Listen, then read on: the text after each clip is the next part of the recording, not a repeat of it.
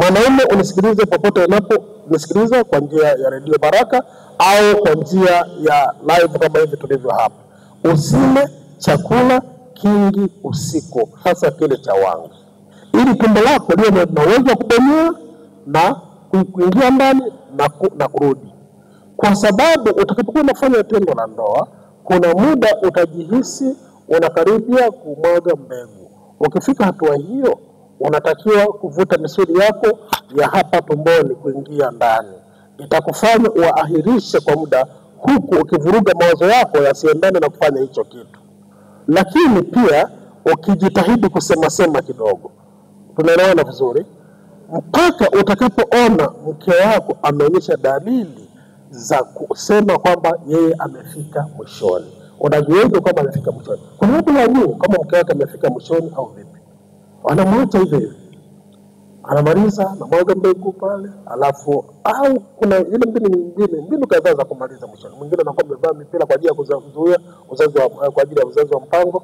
Mwingine anakuwa mke wake labda alishachoma sindano au anatumia vidonge.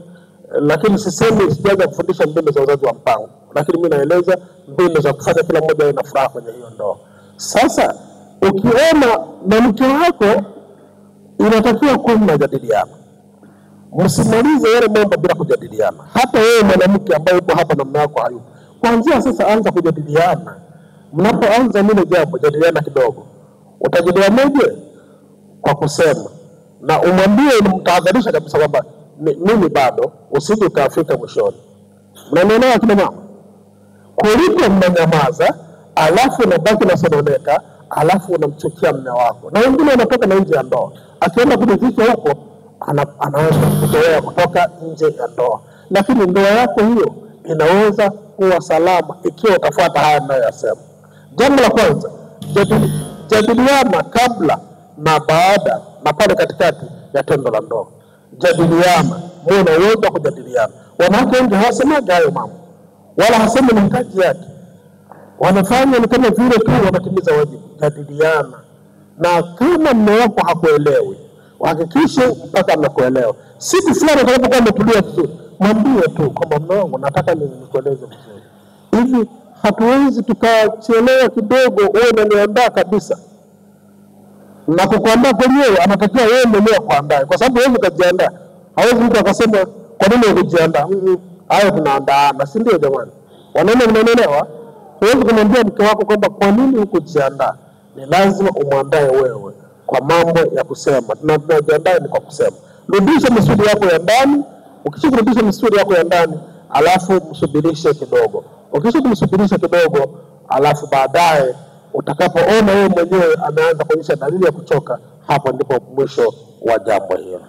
Bwana Yesu asifiwe sana. Wangapi mnaelewa mpaka hapo? Jambo lingine ambalo linaweza likasaidia, tumieni mbinu mbalimbali katika lile tendo la ndoa. Wakristo wengi hatufanyi mambo hayo kwa maana ya kusema ni anasa. Sasa usipofanya niwaambie jambo lingine la muhimu sana. Usipofanya hizo starehe hapa duniani na kwenye ndoa yako, hakuna kule mbinguni. Kule ni mambo mengine kabisa, ni ulimwengu mwingine kabisa. Kwa hiyo muda wa kufurahia uumbaji wa Mungu ni wakati ukiwa hapa duniani. Na mbinu ambayo unaweza kufanya kabisa kwamba ufurahie ndoa yako ni kufanya mbinu mbalimbali. Hamjawahi kuona mtu anapika mboga aina mbalimbali? Siku kila mlo wa aina mboga ni moja, na siku kila na mboga nyingi. Ni kipi bora jamani? Sasa fadhali uwe na mboga aina mbalimbali, si ndio? Hapa kuna parachichi, hapa kuna mboga za majani, hapa kuna nyama, hapa labda kuna tukaranga, si ndio? Hapa kuna wali, hapa kuna kitu fulani, hapa kuna kitu kingine. Hapo unapokula utakula hiki kidogo, hiki kidogo, hiki kidogo, alafu tumbo lako litakuwa limepata vitu vyote muhimu. Sasa Wakristo tuongeze maarifa ili tuponye ndoa zetu. Tuongeze maarifa.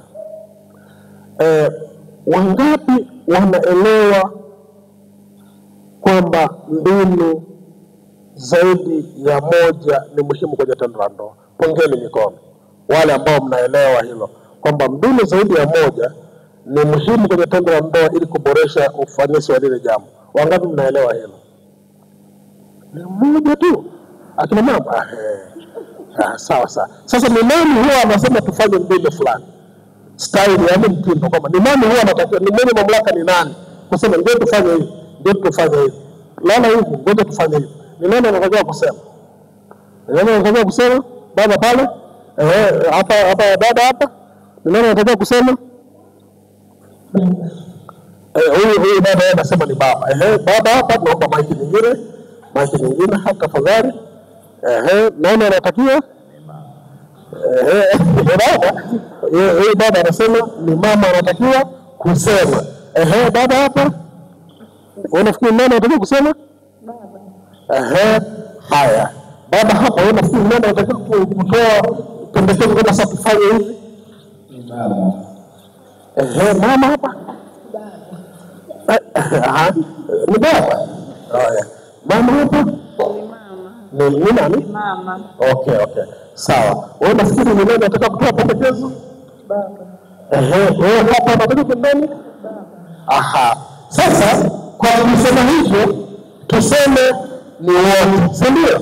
Kwa sababu wengine wanasema baba, wengine wanasema mama, si ndio? Kwa mimi kwa ninaelewa ni wote. Labda niwaambie jambo fulani. Ukikuta mume wako anamwaga mbegu haraka, na hiyo imekuwa kilio kikubwa sana. Wakina mama anaweza kaimba pambio ya kuabudu mchana, ni kama anaabudu, lakini kwa ukimwangalia usoni, si kweli kwamba hivyo ni kwenye kuimba wimbo wa kuabudu, ni masononeko fulani, kwa sababu ameachwa usiku na jambo hilo. Ukikuta mume wako anafanya hivyo haraka, ili usimjaribu na wewe usijaribiwe. Ukikuta ndio anataka kumaliza, anza kumsemesha jambo fulani, yaani jambo lingine tu, kusema jambo fulani. Kama sasa hapa ngoja kwanza nichomoe kidogo, unamchomoa kidogo, anasema mfuta kidogo, unamnania vizuri, unamfuta kidogo, unamchomoa, unamfuta kidogo, ili pale unamchelewesha au unafuta hisia haraka, ili yaani wale mambo ni akili pia jamani, si ndio? Ili utunze ndoa yako. Msemeshe kidogo, mchomoe kidogo, mfute kidogo, aanze kazi tena. Ndoa zetu zinaweza zikawa nzuri. Nimeeleza pale mdogo kwenye kipindi cha kwanza kwamba kama kila mmoja angekiona kitu nilichokiona mimi, hakuna mtu ambaye angetoka nje ya ndoa. Mnaelewa? Kama kila mtu angekiona nilichokiona. Labda nimalize kwa mfano huu hapa. Mara nyingi nimekuwa nikieleza, baba hapa anaweza pengine akajua. Hivi ng'ombe ina utamu sehemu zote sawa? Ng'ombe. Kwa mfano mimi ninaweza nikatofautisha ng'ombe kwa mtindo huo. Mwingine kwenye bucha anakwenda anasema naomba kwato za ng'ombe. Hamjasikia? Kwamba mtu anapenda tu kwato za ng'ombe. Kuna anataka kwenda kupika nini kinaitwa? Kuna ndio kinaitwa kwato za ng'ombe zinapikia nini? Ya nini? Supu ya kongola, si ndio? Lakini kuna mtu mwingine anapenda nini? Kitabu cha nini kama kwenye utumbo kule kinaitwa kitabu. Mwingine anapenda utumbo, mwingine maili, mwingine anasema nundu. Akikuta nundu imeisha na anaondoka. Anasema hii ng'ombe imeisha tayari. Na hata kwenye tumbo, wengine anapenda fingisi, wengine makanyagio, wengine anapenda papatio. Hiyo ni kwa sababu ya jinsi wanavyopenda. Sasa tuambie wanandoa mliopo hapa na wale mnaotusikiliza, usije ukathubutu kufikiri kwamba kuna mtu anaweza kuwa mzuri kama mwanandoa mwenzako. Niwape dondoo kifupi kabla sijamaliza. Usije ukathubutu kufikiri kwamba kuna mtu anaweza kuwa mzuri kuliko mwanandoa mwenzako. Mlipokuwa mnaoana ulipenda nini? Tunaelewana? Ulipenda nini? Sasa kila mmoja ana uzuri fulani ambao ukimfikiria utauona. Wewe fikiria tu, siku yote kulia, mwangalie mwenzako vizuri, utakuta ameanza kujileta mwenyewe uzuri wake. Mkumbukie katika hayo. Lakini kikubwa zaidi mkumbuke kwamba Mungu amemuumba. Nimeeleza hata mara ya kwanza. Ukikumbuka hilo, huwezi kumkengeuka. Nasisitiza na narudia jambo ile kusema watu wengi wanaangamizwa kwa kukosa maarifa. Maarifa ni jambo la muhimu sana. Fikiria mitindo mbalimbali. Kwa mfano, mimi sasa hivi nina kitambi baba. Nina kitambi, siwezi nikafanya baadhi ya mitindo. Nina kitambi mimi hapa. Sasa kwa kuwa nina kitambi, mwanadamu sio ng'ombe ambaye tunasema ana aina alivyokuwa zamani ndivyo alivyo leo. Kama nina kitambi, kuna baadhi ya mitindo nitashinda kuifanya, na kwa hiyo nitafanya mitindo mingine kwa sababu ni mingi tu. Kama nilikuwa ninalala labda kama vile mende wanasema, lakini sasa hivi mtu anaweza kainama, mke wangu akainama nikawa juu yake kwa nyuma, si ndio? Au akalala kifudifudi nikawa kwa mtindo mwingine, au akalala kananyua miguu. Ni siwezi kukosa cha kufanya kwa mke wangu hata siku moja. Mnanielewa vizuri? Na wewe unayenisikiliza, usikose ukafikiri unakosa cha kufanya kwa mke wako au kwa mume wako mpaka ukaanza kujaribiwa. Ni wakati wa kuona ndoa zetu. Sasa hivi niwaambie, changamoto nyingi kubwa sana, magonjwa mengi sana makubwa dunia imeyawekeza kwenye swala la tendo la ndoa. Naelewa kama magonjwa mengine ya hatari sana yanaambukizwa kwa njia ya tendo la ndoa. Na kuna wengine ni wajane, hawafanyi tendo la ndoa, lakini wanalambana ndimi, wananyonyana ndimi. Ni utundu mkubwa sana na umeinuka tu. Wananyonyana ndimi. Na mtu sio mke wake ananyonyana ndimi mpaka wanazimia na kuzimia. Sasa hivi kuna homa ya ini. Mnanielewa jamani? Kama basi nyonyana mume mwendani kama mnafanya kunyonyana, nyonyana na mwenzako. Lakini si ndicho ninachofundisha mimi. Lakini kuna vitu vingi sana ambavyo vitaua watu ambapo wameacha kitu nyumbani lakini wanaenda kukifanya huko nje. Kikubwa zaidi tuongeze maarifa ya namna ya kufanya tendo la ndoa ambalo ndio kiini cha maisha ya wanandoa. Bwana Yesu asifiwe sana. Kwa hiyo tumesema hivi, mwanamume na mwanamke wajadiliane, si ndio jamani?